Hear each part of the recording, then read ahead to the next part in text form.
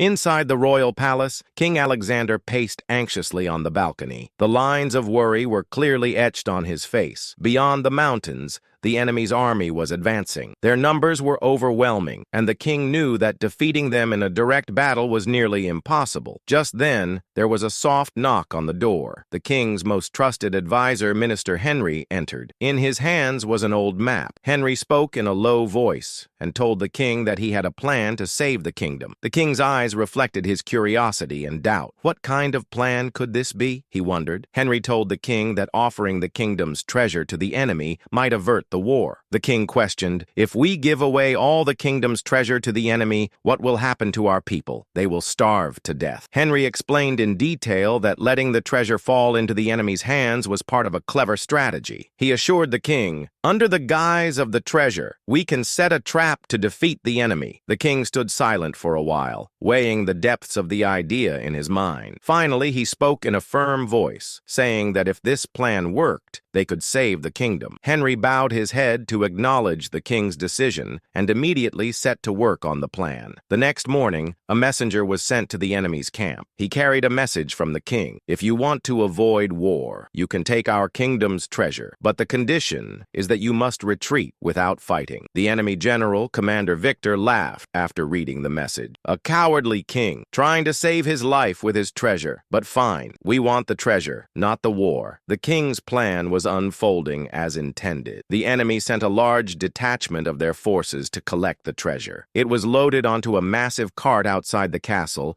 and transported under heavy security to the enemy. But no one knew what lay hidden within the treasure. Among the gold and diamonds in the treasure were mysterious locks and metallic boxes. When the enemy tried to open them, a secret mechanism was triggered. Suddenly, smoke started pouring out of the cart, spreading chaos in the enemy camp. The smoke was intoxicating and weakened the enemy soldiers. King Alexander and his army seized the opportunity and marched to attack the enemy's main camp. It didn't take long for Commander Victor to realize it was a trap, but by then, it was too late. King Alexander's army surrounded the enemy forces from all sides. When the battle was over, Henry approached the king and congratulated him on the victory, praising his decision. King Alexander looked toward the mountains where the sun was rising. He took a deep breath and said, "Sometimes wars are won not with swords, but with intelligence." That night, the king reflected on the secret of the treasure once again. He ordered Henry to hide the treasure back in its secret chamber so it could be used to confuse and trap enemies in the future as well. For more such videos, subscribe to Sam Dish's Dreamy Tales.